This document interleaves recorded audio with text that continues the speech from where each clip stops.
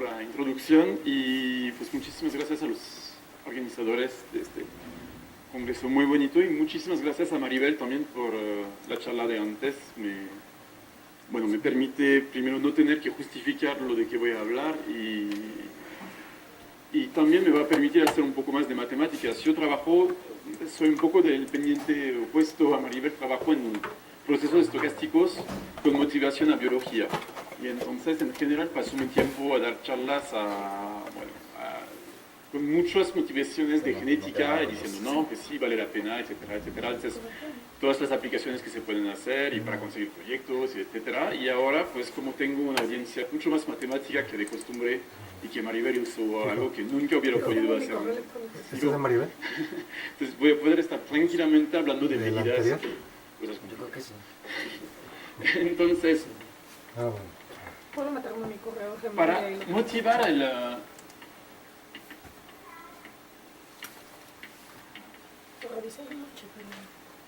voy a hablarles de coeficientes intercambiables. Y si me da tiempo, voy a hablar de mi título, que es el coeficiente de Boltzmann-Stickmann. Es decir, un ejemplo particular de esta familia de lo que se llaman los coeficientes intercambiables. Para motivar, a lo mejor, podría tomar una población. Entonces, por ejemplo, pensaba en lo de que hablaba David ayer, de los combinatoristas en México. Entonces, él, de hecho, nos hizo toda una genealogía de toda la gente que hace combinatoria en México, con como varios grupos, los antepasados, los primos, o sea, todo el mundo, y había una estructura bastante bien definida. De hecho, nos dio todo. No la tengo, a lo mejor lo hubiera recogido. Y lo bueno de tener esta genealogía, entonces, de conocer toda la historia de una población, es para explicar, por ejemplo, la diversidad que se observa ahora. Un ejemplo, si tomo 4 combinatoristas, y si conocemos su árbol genealógico, puede ser entonces de muchas maneras diferentes. Voy a dar 2 ejemplos. Imagínense que tengamos un árbol genealógico así o un árbol genealógico así. Entonces, ¿qué vamos a poder inferir de la población ahora, de la población en el presente? Y en particular, si hablamos de los combinatoristas, en lo sobre qué trabajan. ¿Okay? La diversidad en los trabajos. Pues aquí, por ejemplo, si el árbol genealógico está dado así, vamos a poder pensar que esos dos pues tienen temáticas bastante cercanas y esos dos también. ¿Okay? ¿Por qué? Porque finalmente hay que regresar hasta el antepasado y ver que pasó bastante tiempo y que a lo mejor pues hubieron como mutaciones que provocaron divergencias en las temáticas de trabajo. ¿Okay? Ahora, si tenemos un árbol genealógico de este tipo, pues, ¿cuál es la idea aquí? Es que los 4 investigadores de hoy tienen un tatarabuelo común, pero hubo que pasar como un cierto tiempo, ¿ok? ¿Qué va a pasar entonces? Pues en las generaciones, en los años que pasaron, cada uno finalmente, o cada antepasado de cada gente, hubo tiempo de mutar y entonces de pensar en hacer otro tipo de investigación. Y entonces lo que deberíamos de ver así con una genealogía de este tipo sería como 4 investigadores con temáticas ya bastante distintas, ¿okay? Mientras aquí hacemos 2 grupos. Entonces es bastante importante saber la genealogía, ¿okay? Porque entonces voy a poder como explicar la diversidad hoy que estamos observando. Y otro ejemplo interesante, vamos a poder también inferir o estimar la velocidad de la mutación. Entonces, tal vez no tanto con la investigación en matemática, bueno, sí podría ser interesante, pero si hablo de virus, por ejemplo, quisiera saber con qué velocidad van a ocurrir las mutaciones. Y eso para saber, por ejemplo, qué plazo de tiempo tengo para poder, pues, fabricar mi medicamento o esas cosas, ¿ok? Entonces, quisiera saber con qué velocidad llegan las mutaciones en mi árbol genealógico y, pues, esas mutaciones se van a poder, en general, observar con la población de hoy. ¿Okay? Y entonces, finalmente, si conozco la genealogía y su longitud en particular, pues estimar la tasa de mutación, la velocidad en cual una población muta, va a ser nada más pues, dividir el número de mutaciones que observo por la longitud total de mis árboles. ¿Ok? Entonces, eso es un problema de estimación bastante clásico en genética. ¿A qué velocidad mutamos? Si conocemos la genealogía, es muy fácil de hacer esta estimación. Si no la conocemos, es otro problema.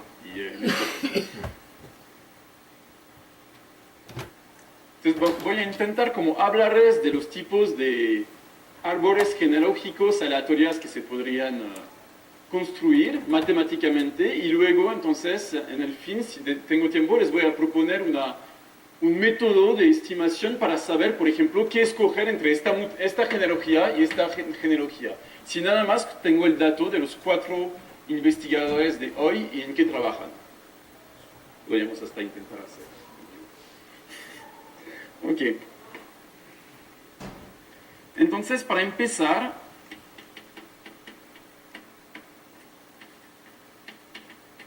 les voy a hablar de particiones aleatorias intercambiables. Eso como introducción general. Voy a llamar Pn las particiones de los enteros de 1 a n. Y vamos a hablar de P infinito como las particiones de todos los enteros. Hay una manera cómoda de representar estas particiones y todos esos conjuntos Pn, es la siguiente. Vamos a empezar con P1. P1, pues hay una partición nada más y es el singulete.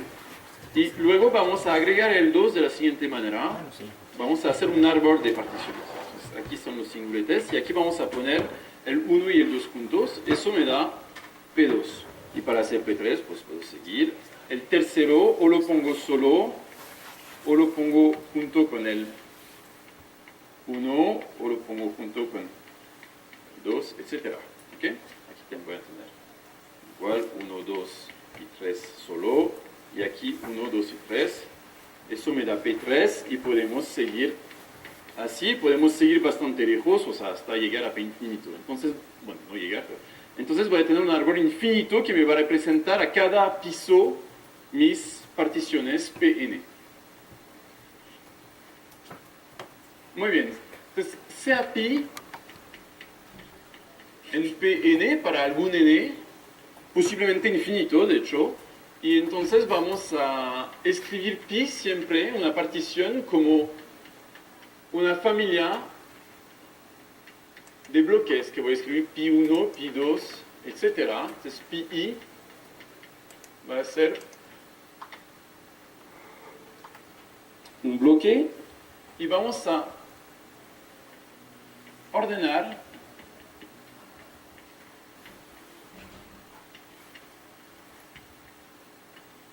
los bloques por su menor elemento.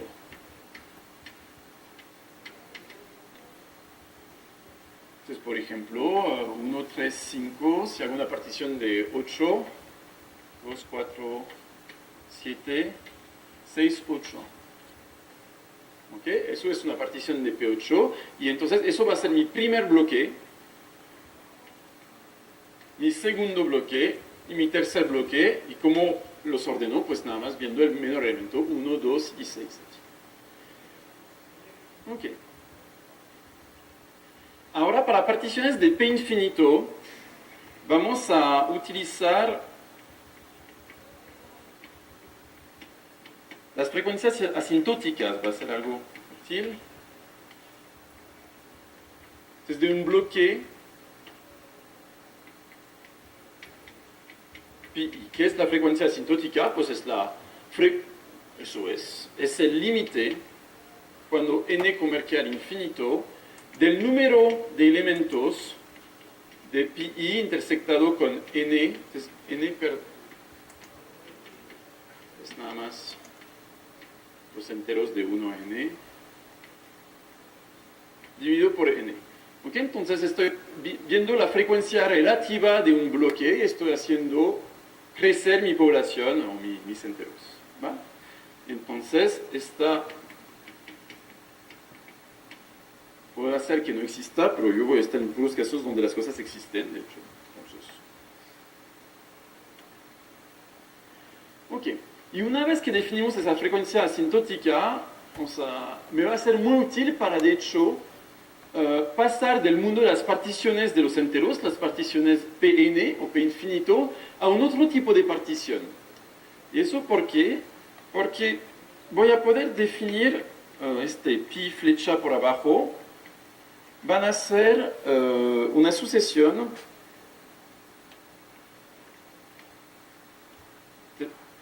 para algún pi todavía en Pn, o sea, nos quedamos con este pi, y pi flecha por abajo van a ser las frecuencias asintóticas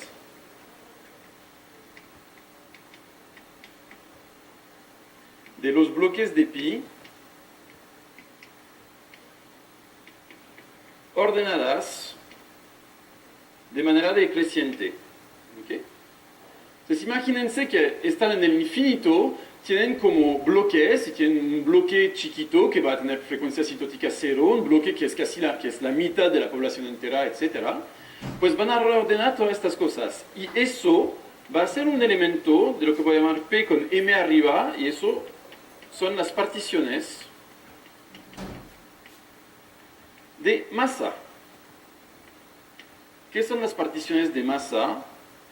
Son entonces, así puesto, pueden imaginar, son elementos S1, S2, etcétera, tal que S1 es mayor o igual a S2, etcétera, y la suma de los SI para I mayor que 1 va a ser menor o igual a 1. ¿Okay? Entonces, un ejemplo, si tomo de mi partición en los enteros, si tomo un bloque con los pares y un bloque con los impares, voy a tener mi partición de masa correspondiente, va a ser 1 medio y 1 medio, ¿ok? Luego puro 0. Bueno, luego se puede pensar en otro tipo de cosas un poco más complicadas, donde vamos a tener un bloque de frecuencia asintótica 1/3, otro de 1/4, 1/5, etc. Sí.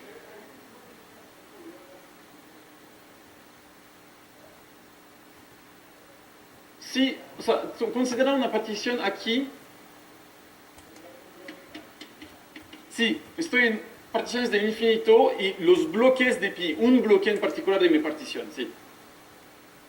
Es nada más su frecuencia relativa en mi población. ¿Ok? Es la frecuencia de mi bloque realmente. Ok, bueno, propongo que no sea igual a 1, de hecho, porque voy a llamar S0, que va a ser 1 menos esta suma de SI, y eso lo voy a llamar el polvo. Entonces, puedo pasar muy fácilmente, voy a tener un mapeo que me permite pasar de esas particiones de los enteros a las particiones de masa. Es eso. Si tengo frecuencias asintóticas, pues nada más ordenarlas y ya me da un elemento de la partición de masa. Entonces, ahora mi pregunta es si podemos pasar, o sea, cómo pasar de PM, de las particiones de masa, a las particiones de los enteros. Y para eso hay una manera muy cómoda y aleatoria, que se llama la Paintbox de Kingman. Pues eso es del 78, creo, 79. Entonces, que me den un elemento, una partición de masa, ¿okay? S1, S2, etc. Y pónganlo así sobre un intervalo de 0, 1. Entonces ponen el primer bloque aquí, segundo, de hecho lo ponen en el orden que quieren, no importa. ¿Okay? S3 aquí, o sea, esos son las longitudes. S2 es la longitud del segundo intervalo, S1 la longitud del primero, y vamos a proponer tener un montón de polvo aquí. ¿Ok? Pues ¿cómo voy a poder construir una partición de los enteros que tenga esta partición de masa? Pues nada más haciendo caer variables uniformes, independientes.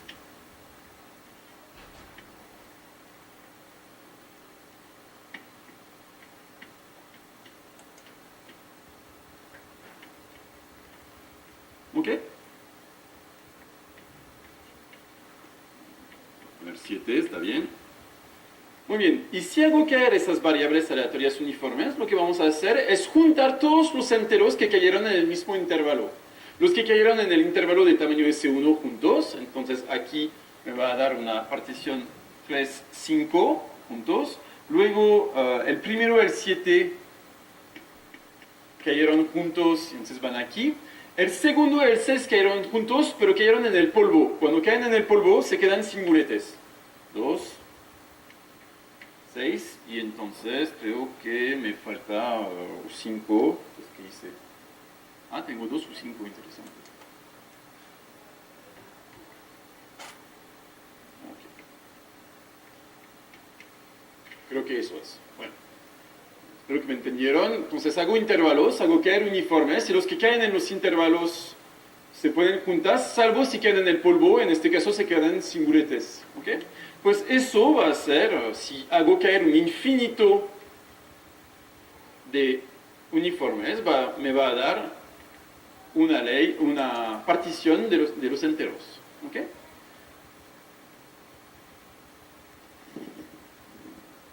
Entonces ahora lo que pasa es que esta partición va a ser un elemento, una variable aleatoria, de hecho. Entonces, sea pi construida gracias a una paintbox a partir de un vector S, entonces pues pi va a ser obviamente una variable aleatoria en P infinito, y pi va a ser también intercambiable. ¿Qué es ser intercambiable? Significa que la ley de pi, bajo cualquier permutación, va a ser igual, bajo la acción de cualquier permutación, va a ser igual a la ley de pi. Me lo voy a explicar un poco mejor. ¿Qué es sigma de pi? Si sigma es una permutación de n, entonces vamos a decir que dos elementos están en el mismo bloque de sigma de pi, si y solo si sigma de i y sigma de j están en el mismo bloque de pi. Entonces es hacer finalmente una permutación, de hecho aquí la inversa de la permutación, a todos los numeritos en mis bloques y ver qué nuevos bloques consigo. ¿Okay? Entonces es una permutación de los números de mis bloques y un reordenamiento para que estemos como ordenados por el menor elemento. ¿Ok? Exacto, eso se debe a que tenemos uniformes independientes, nos da algo intercambiable. Entonces. ¿Si fueran qué, perdón? ¿No independientes? ¿Y no independientes? Sí, funciona también. Sí, funciona también. Va.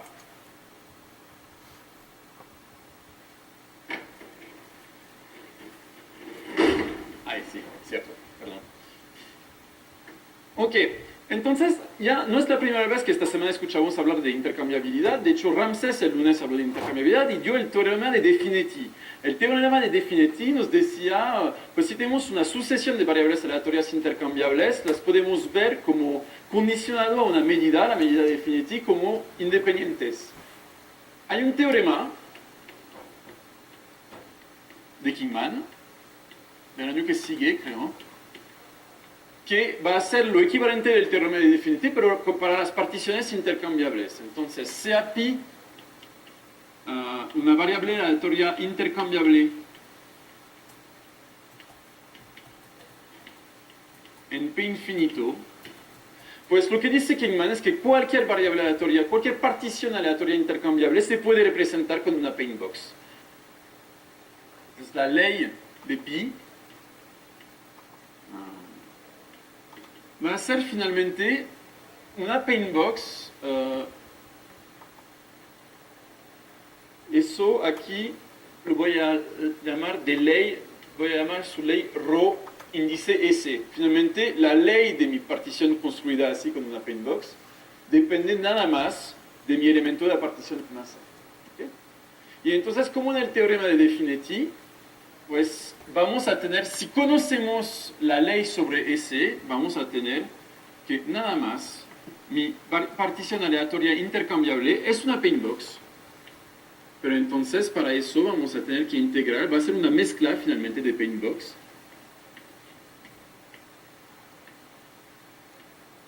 ¿Ok? Entonces, si es partición aleatoria intercambiable, existe una ley sobre las particiones de masas, tal que luego nuestra partición aleatoria intercambiable la consigamos vía una paintbox, ¿ok? Realmente parece mucho a la escritura que tenemos para el teorema de Definite. Y es algo que vamos a conseguir para el coeficiente después. Bueno, ya pasé bastante tiempo con eso.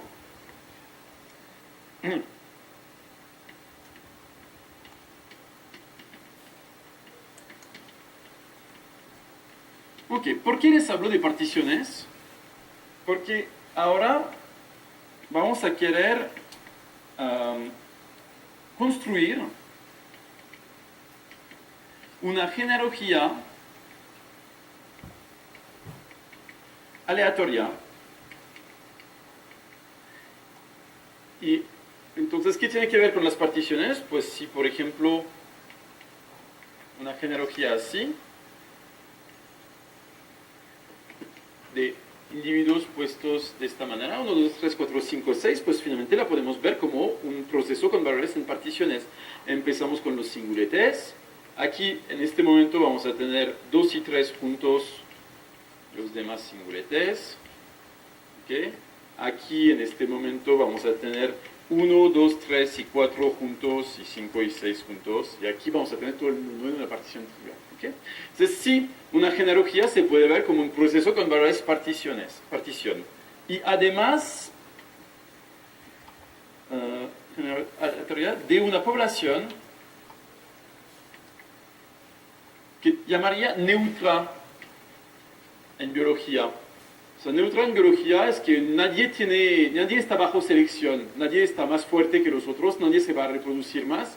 Y entonces, el concepto de neutralidad para nosotros va a ser el concepto de intercambiabilidad. Es decir, pues finalmente mi manera de numerotar, de etiquetar mis individuos, no importa.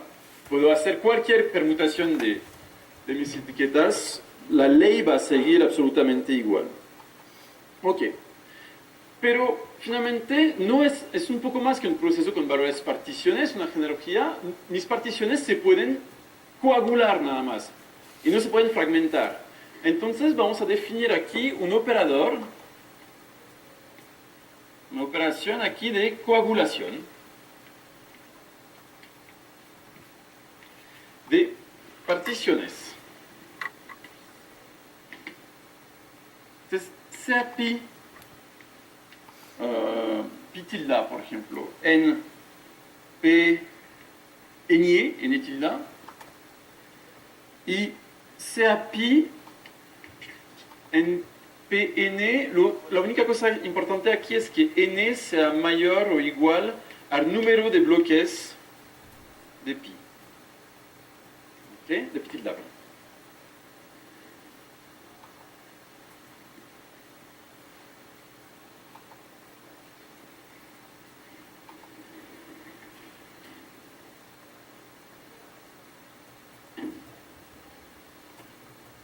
Ok, voy a definir la coagulación de pi tilde con pi como pues, pi prima, tal que el iésimo bloque de pi prima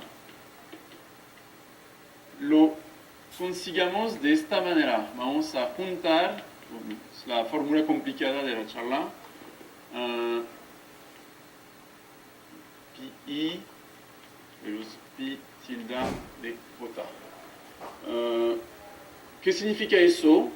Pues les doy un ejemplo. Tomen como pi tilde esta cosa y tomen pi igual a 1, 3, 2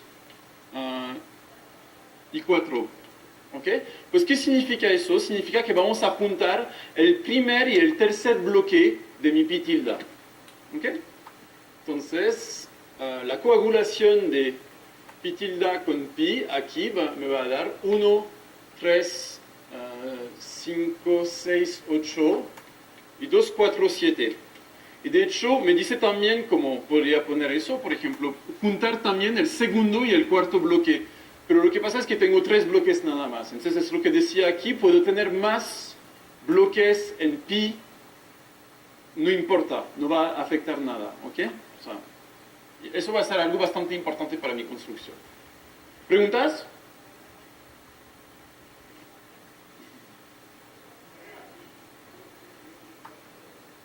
Lo que digo aquí, eso es pi, sí, 1, 3 y 2, 4 nada más, exacto. Entonces digo que voy a juntar el primer y el tercer bloque de pi tilde y el segundo y el cuarto que no existe. ¿Va? Ok. Entonces aquí hay varios resultados de esta operación que son útiles, que voy a escribir nada más. Si me interesa, entonces, o sea, imagínense que están con pi tilde con muchos elementos, ¿ok? O muchos bloques, de hecho. Si lo quiero restringir a nada más m bloques, pues eso lo puedo ver como primero restringir a m elementos mi pi tilde y luego aplicarle la coagulación con pi, o también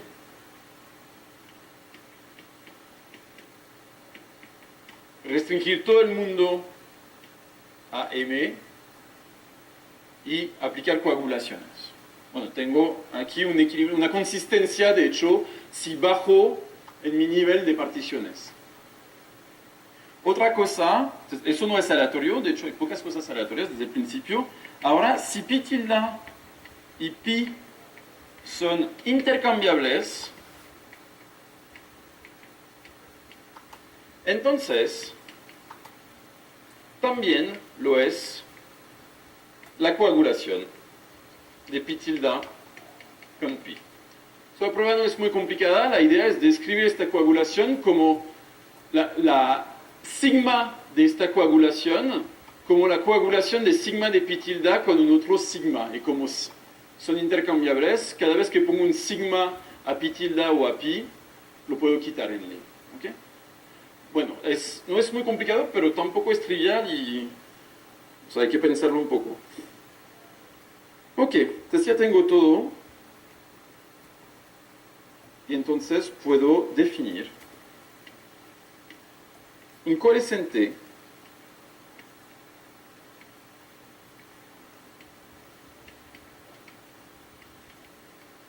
intercambiable como un proceso, entonces lo voy a llamar pi n de t, con t positivo, donde pi n de t van a ser particiones de n para lo que sea. De hecho, fijen n desde el principio. Y posiblemente el infinito. Un n coalescente intercambiable va a ser un proceso así, tal que pi n de 0 va a ser los singulates. Okay, voy a empezar con gente así disjunta. Y, es más importante, dado la ley de pi al tiempo t, pues pi al tiempo t más s va a ser la coagulación de pi al tiempo t con una otra partición, pi chiquita, y le voy a pedir dos cosas: que pi chiquita sea independiente de pi nt, de tiempo t, y la ley de pi nada más depende del tiempo que ha pasado. Entonces, depende de aquí de s. ¿Qué estoy diciendo?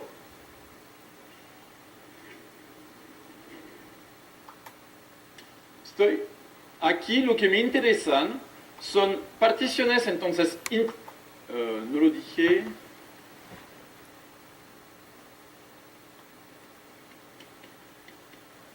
Quiero que pi sea intercambiable. Entonces voy a interesarme nada más a procesos donde el tiempo, o sea, va por el pasado, ¿ok?